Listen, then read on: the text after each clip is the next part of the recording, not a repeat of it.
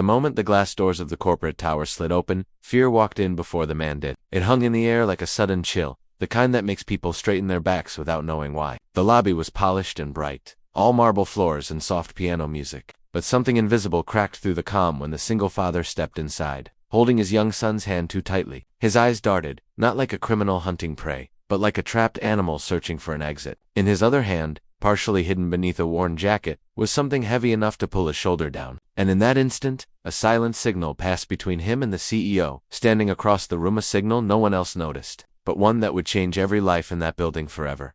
The CEO had built his empire on precision. Every morning ran on schedules measured in seconds, every decision sharpened by years of pressure and loss. To the world, he was untouchable, a man who had climbed past empathy and left it somewhere near the bottom. But before the boardrooms and headlines, before the tailored suits and guarded smile, there had been silence in his life. Not metaphorical silence, but real, heavy, quiet. His younger sister had been deaf, and sign language had been their shared refuge when the world grew too loud. After she died, he stopped using it, as if burying the language could bury the grief with it. That morning, he hadn't expected anything more than another meeting, another negotiation where numbers mattered more than people. He was halfway through giving instructions to his assistant when he noticed the father's hands. They moved strangely, stiff with panic, forming shapes that stirred something long asleep inside him. At first he thought he was imagining it. Then the father's eyes locked onto his, desperate, pleading, and the hands moved again, clearer this time. "Help me." The CEO's breath caught. His body reacted before his mind did, fingers lifting almost instinctively. He signed back, slowly, carefully, like he was afraid the words might shatter if rushed. "What's wrong?" The father swallowed hard. His son looked up at him, confused, unaware that his small world was about to tilt. The man signed again, hands shaking now, barely controlled. "He has a weapon. They're watching me. I don't know what to do." Around them, the lobby buzzed with ordinary life employees laughing, phones ringing, security guards chatting casually. No one noticed the quiet conversation unfolding in plain sight. The CEO felt the weight of responsibility crash into him. Years of controlling outcomes couldn't prepare him for this. He signed back, his expression calm, even as his heart began to pound. "Stay calm, don't move. I'm here." The father nodded, tears threatening to spill. His story came out in broken signs and shallow breaths. He'd lost his job months ago. Medical bills for his son had eaten through his savings. A man had approached him days earlier, offering quick money for a simple task: deliver a package, walk into a building, wait for instructions. He didn't know there was a weapon until it was pressed into his hand that morning, cold and unforgiving. Now he was trapped, terrified not just for himself, but for the child standing beside him. The CEO felt something crack inside his chest. For years, he'd convinced himself that empathy was a weakness, that detachment was the price of success. Yet here it was, roaring back to life, fueled by the memory of a sister who had once looked at him with the same fear, the same trust. He subtly gestured for security, not with panic, but with practiced authority. At the same time, he kept signing, his hand steady, his face reassuring. "You're not alone. You did the right thing coming here."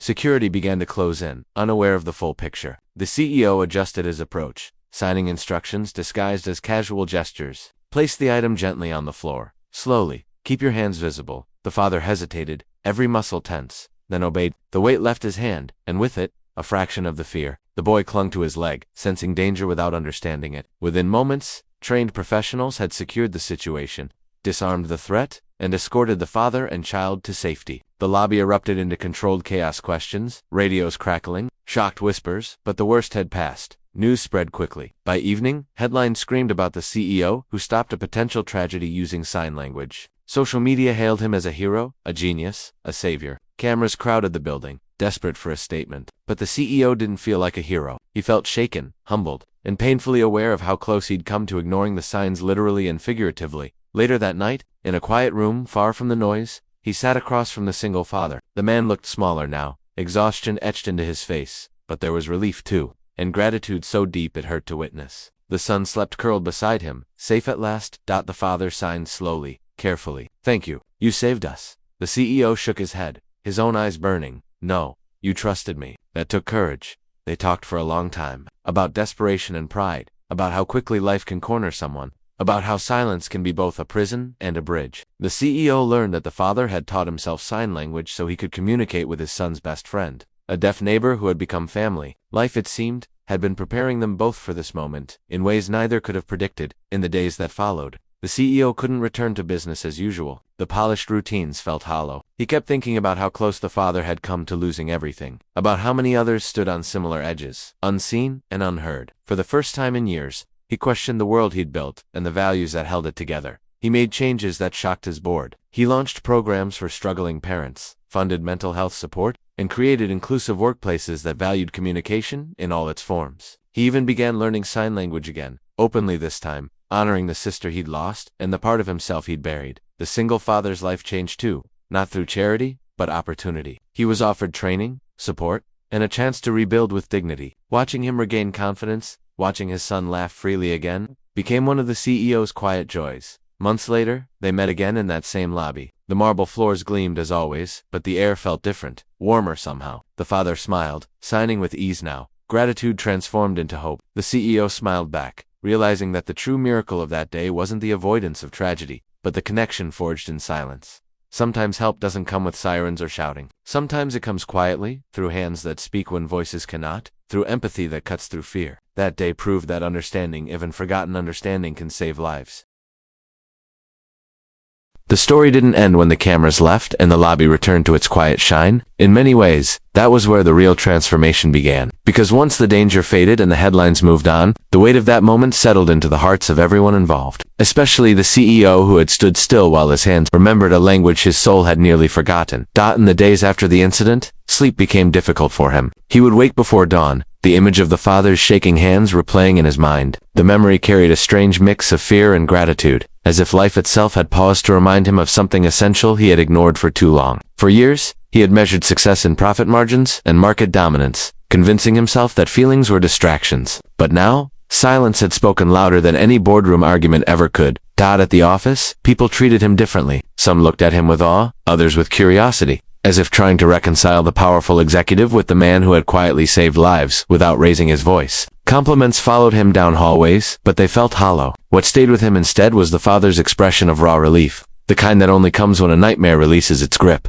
The father, meanwhile, was facing his own storm. Though he had been cleared of wrongdoing, shame clung to him like a shadow. He kept replaying the choices that had led him there, wondering how desperation had pushed him so close to destroying everything he loved. Each night, after his son fell asleep, he sat alone, hands resting in his lap, trying to forgive himself. Survival brought relief, but it also brought reflection. And reflection can be painful. One afternoon, the CEO made a decision that surprised even himself. He asked his assistant to arrange a private meeting, not in an office or a conference room, but in a small community center across town. It was modest, worn, and filled with the quiet hum of ordinary life. That felt right. When the father arrived with his son, uncertainty etched across his face, the CEO greeted him not as a superior, but as a fellow human being. They sat together. No rush, no agenda. The CEO signed first, slowly, deliberately. "How are you really doing?" The father's hands moved with hesitation, then honesty poured out. He spoke of fear that still lingered, of nights spent worrying about the future, of a constant knot in his chest that told him one mistake could unravel everything again. He admitted how close he had come to believing his son might be better off without him,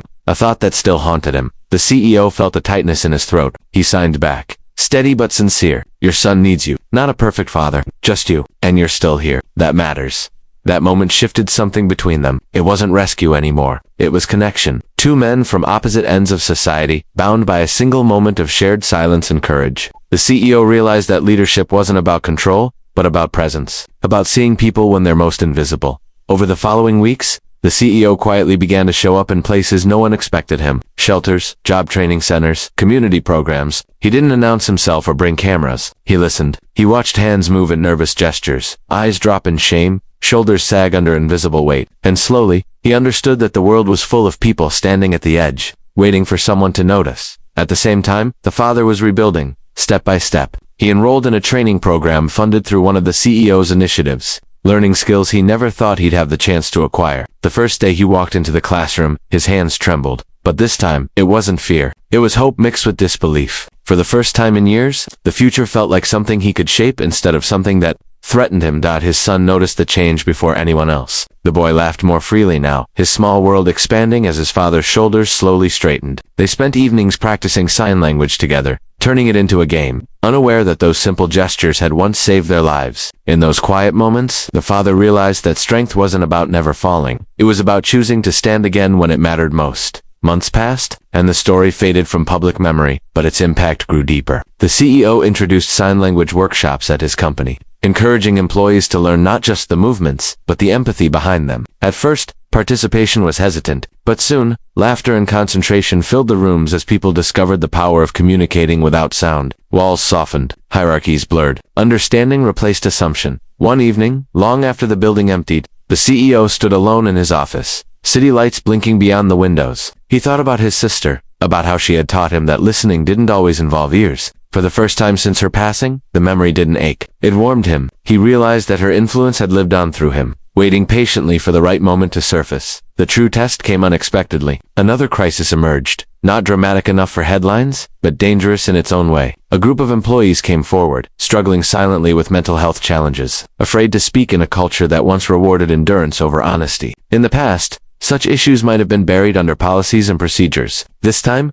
the CEO listened. He shared his own story, not in a press release, but in a room full of people who needed permission to be human. He spoke about fear, about forgetting who he was, about the day silence saved lives, and reminded him of empathy's power. There were no grand speeches, just truth. And truth, spoken at the right time, can change everything. The father watched these changes from a distance, quietly grateful. He completed his training and secured stable work, something he once believed was out of reach. On his first day, he wore a borrowed suit and carried a confidence he had earned through pain and perseverance. When he signed a thank you message to the CEO later that night, it wasn't filled with desperation anymore. It was filled with pride. They met one last time at the community center, the same place where their paths had truly crossed. The room was filled with children laughing, adults learning, lives moving forward. The father signed, his hands steady now. I was scared that day, but now I understand something. Fear doesn't mean you're weak. It means you care about something enough to fight for it. The CEO smiled, feeling the weight of those words settle gently into his chest. He signed back. And sometimes, fighting means asking for help. As they parted ways, both men carried something priceless. Not fame, not money, not relief alone, but meaning. They had learned that redemption doesn't always arrive with dramatic music or loud applause. Sometimes it arrives quietly, through hands that speak, through hearts that listen, through moments when compassion interrupts fear. And maybe that's the lesson for all of us. You never know whose silent signal you might be ignoring, or whose life could change because you chose to see, to understand, to respond. In a world full of noise, empathy can still be the loudest force of all. If this story touched you, if it reminded you that one moment of awareness can rewrite an entire future, don't forget to like this video and subscribe to the channel. Because stories like this aren't just meant to be heard, they're meant to be felt, remembered, and carried forward into the lives we choose to live every single day.